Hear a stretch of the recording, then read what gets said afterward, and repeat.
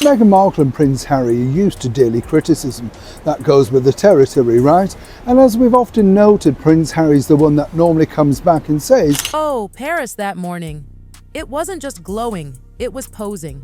Everything felt choreographed, like even the air had RSVP'd. Cameras were tucked away in valet pockets, phones sealed tight with tamper stickers, names printed so delicately on ivory cards it felt like a secret club. Chanel wasn't just holding a show. No, darling, this was a showing. One private salon, 20 chairs, a couple dozen couture pieces so flawless you could literally hear the silk breathe when it moved. Those legendary mirrored stares, Coco's periscope. They catch everything, but they never say a word. And then, at 10:07 a.m., the mirror caught something it didn't expect. "That didn't happen, my wife never did this, we never call people racist," you know, the sort of thing. A matte black SUV rolled up like it owned the block, sliding in between double-parked town cars without a sound, and then out stepped Meghan, immaculate, minimal, that vintage chain strap swinging softly against her shoulder. No lanyard, no card, just the look, the kind that normally gets doors opened without a single word. But this was Chanel, sweetheart. Here, doors only open if they already know your name. Yesterday, the receptionist gave the classic triple glance, tablet, guest book, mirrored stares, as if the reflections themselves might whisper her name.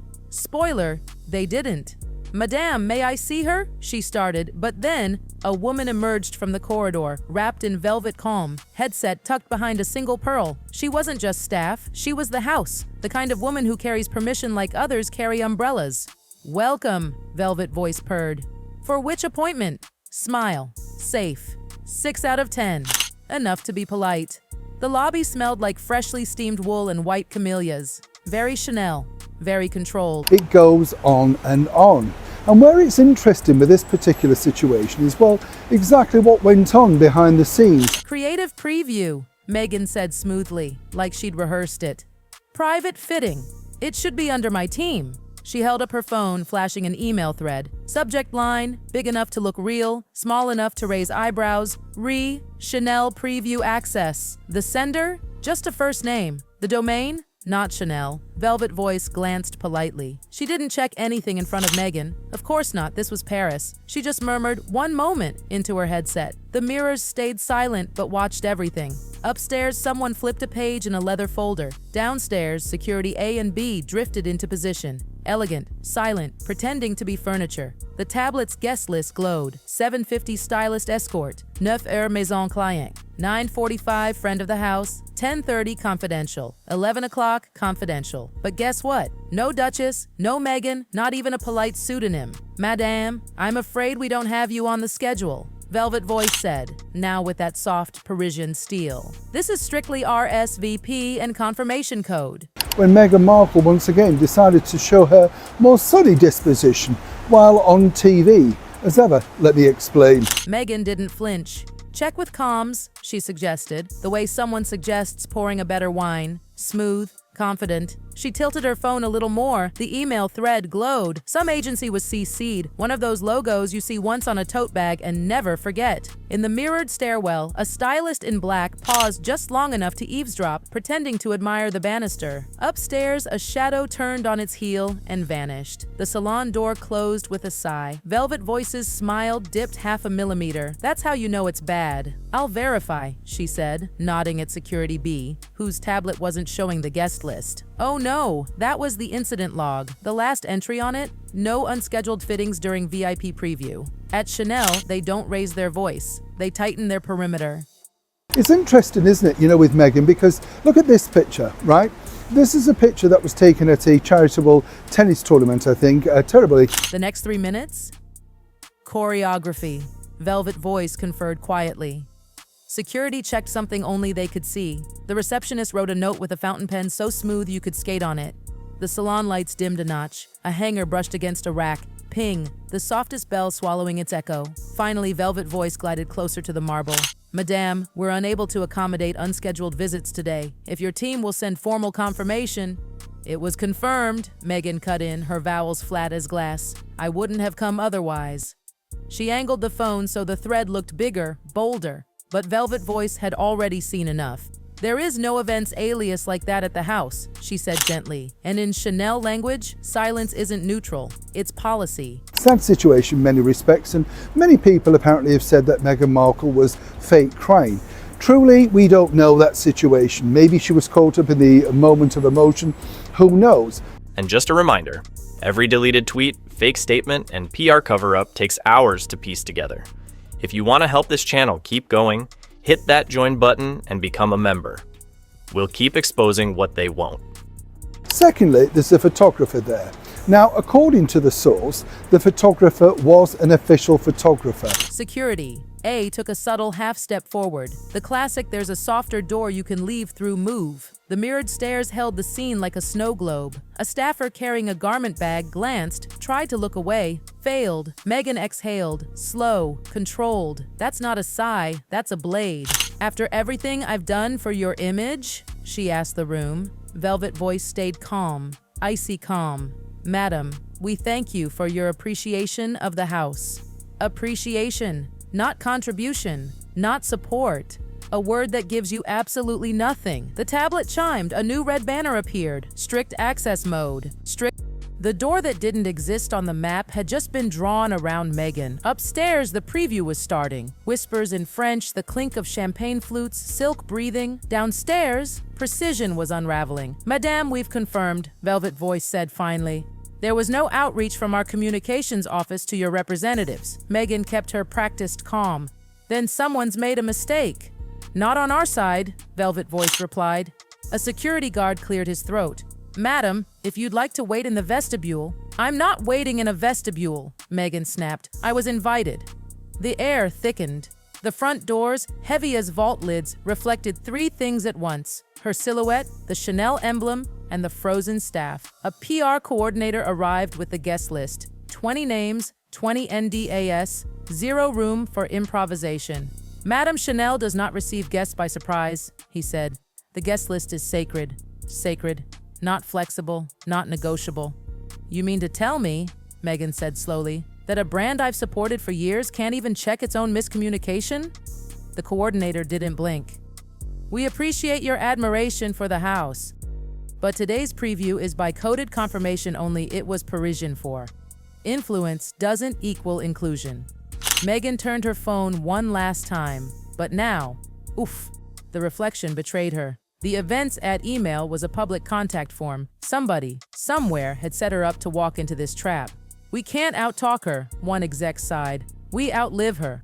And there it was, Chanel's new strategy, quiet endurance. But Meghan's team, oh, they were just getting started. Her PR head pitched a live women's summit. No Chanel bashing, no accusations, just the theme of gatekeeping. Elegant, subtle, strategic. Within 48 hours, sponsors lined up. But Chanel wasn't going down without flexing its own power. A leaked email revealed their PR quietly warning designers, "Given sensitivities, we suggest refraining from public engagements that may be construed as oppositional to Maison values translation. Stay away from Meghan." 3 big-name guests suddenly dropped. Scheduling conflicts, they claimed.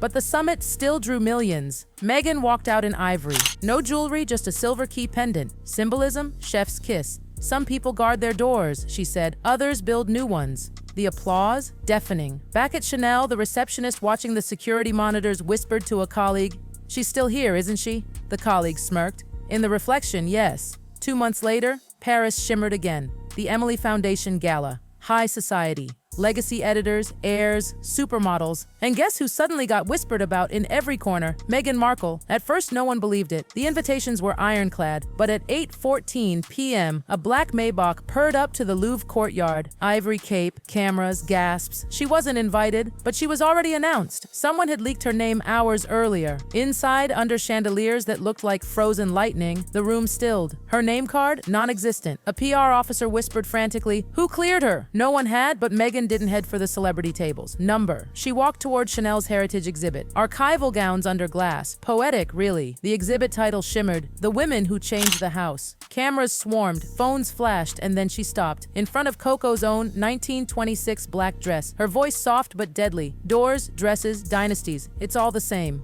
They only last if women walk through them, the crowd gasped. Upstairs in the balcony, Chanel's global image director stiffened. A deputy whispered, "Do we remove her?" The answer? No. Let her speak. She's no longer trespassing, she's trending, and just like that, the Gala takeover was born. By the next morning, clips of her under the chandeliers flooded every feed. Hashtag #GateCrashQueen, hashtag Gala Grace, hashtag Ward again. But the real twist wasn't her words. It was Chanel's response, a press statement, one single, perfectly manicured paragraph. The House of Chanel acknowledges the Duchess of Sussex's appearance at last night's charity gala. We celebrate all women who embody independence and influence in fashion, no denial. No shade, just acknowledgement. In the language of Parisian diplomacy, that's called a truce. But to insiders, it was strategy. Because an hour later, Chanel announced its next campaign, Independante, a tribute to women redefining legacy. No names, no faces, but everyone had the same thought. Meghan. The rumor engine roared. Vogue Paris went blind item. Influencers camped outside Chanel HQ. Paparazzi swore they saw her silhouette after dark. And then it happened. 3 leaked photos from a burner Instagram. A woman's silhouette leaving Chanel HQ at night. A black SUV with diplomatic plates. A cropped hand wearing Meghan's ring. Caption, Independante campaign test shoot complete. The internet lost its mind. Chanel's official response? The house does not comment on future collaborations, which in fashion language means something's happening. Inside Montecito, Meghan's team stared at the hysteria. Do we correct it? Her comms director asked. Meghan smiled. We don't correct power. And with that, silence became her sharpest weapon. Hashtag MG for Chanel trended higher than Paris Fashion Week itself. Dior and Balmain adjusted their press schedules just to avoid her shadow, but some fashion insiders noticed something odd. All those leaked shots? From the same photographer who'd captured that infamous Chanel lobby moment months ago, the one who was let go. Had Meghan orchestrated everything? Then came the legal breadcrumb. Wall Street Journal confirmed Meghan's company had filed a trademark 1 week before the gala. Independence by archetype, not Chanel's campaign. Hers. She'd use their name, their whisper, their aesthetic against them. She'd turned the House of Chanel into her billboard. Paris was furious, but also helpless. The internet had already chosen its narrative. Friday morning, 8 a.m. Paris time, fashion editors received a black digital envelope. Independence by archetype. Tagline, legacy is not inherited, it's rewritten. And the kicker? The aesthetic was pure Chanel. Typography, border spacing, perfect mimicry, no legal breach, just genius. Le Monde called it the boldest brand heist in modern fashion. Inside Rue Cambon, executives huddled. She knew our title before it went public, one director whispered. Someone fed her the calendar, another growled. The global image director exhaled. No one feeds Meghan. She reads the pattern. They could sue, they could fight, but they chose something else. They watched. Meanwhile, Meghan made her final move. A teaser, 90 seconds. A set of double doors, light spilling through. A woman's shadow stepping forward, a silver key turning. Her voice, calm. They said I wasn't on the list, so I wrote my own cut to black. Logo, Independence, Twitter, Instagram, TikTok exploded. Even her critics had to admit, it was brilliant, cinematic, elegant, unstoppable. And Chanel, they didn't fight it, they posted a single archival photo, Coco at her sewing table. Caption, to copy others is trivial. To understand them first, that is art. No mention of Meghan, but everyone knew. 2 campaigns, 1 story, 1 war written in couture. Weeks passed. Paris moved on, or pretended to, but something had shifted permanently. Meghan had walked into the house that once locked her out, and now her silhouette lived on those mirrored doors. Analysts called it the first narrative couture duel in fashion history. To some, she was a disruptor. To others, a provocateur.